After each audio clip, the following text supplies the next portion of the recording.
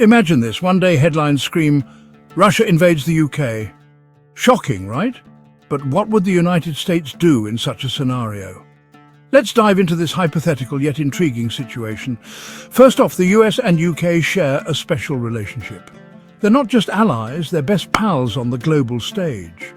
Historically, they've supported each other through thick and thin, from world wars to the war on terror.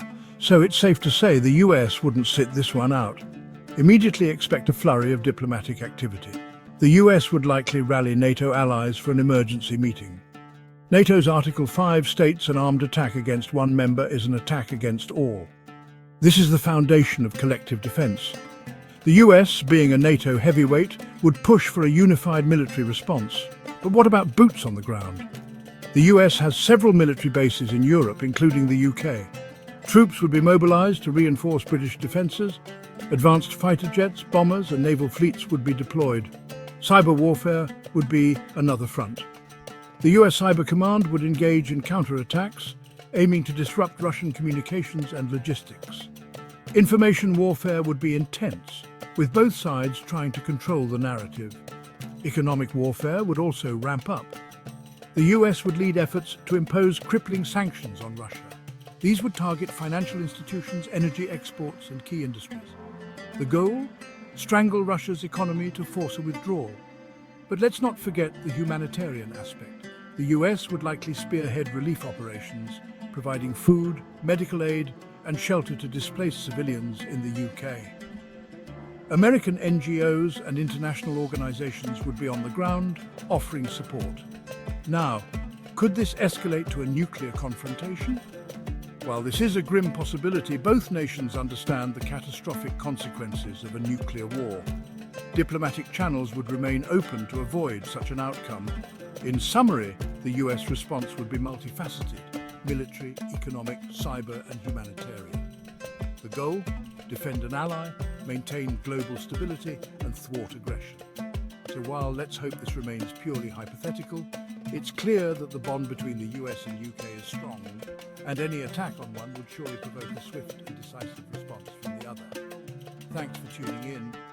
If you enjoyed this deep dive, hit that like button and subscribe for more geopolitical insights.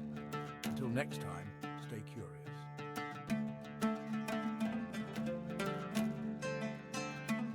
All right, let's talk about one of the boldest moves in the Ukraine-Russia war so far: Ukraine's massive drone strikes on Russian airfields. On June 1st, 2025, Ukraine launched a coordinated attack on 5 different Russian airfields, stretching from Murmansk in the north all the way to Amur, near the Pacific. That's across almost the entire width of Russia. According to Ukrainian media, this was a major operation called Spiderweb, led by Ukraine's security service, the SBU.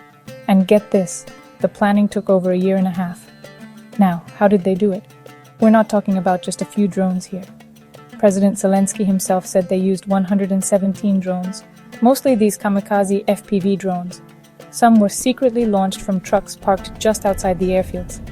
Imagine, police even had to chase after drones with gunfire, and in one wild scene, locals tried throwing rocks to bring them down.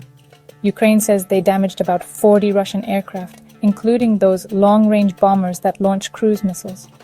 Russia's Ministry of Defense, meanwhile, claims they shot most of the drones down. No casualties, minimal damage, and no bombers lost.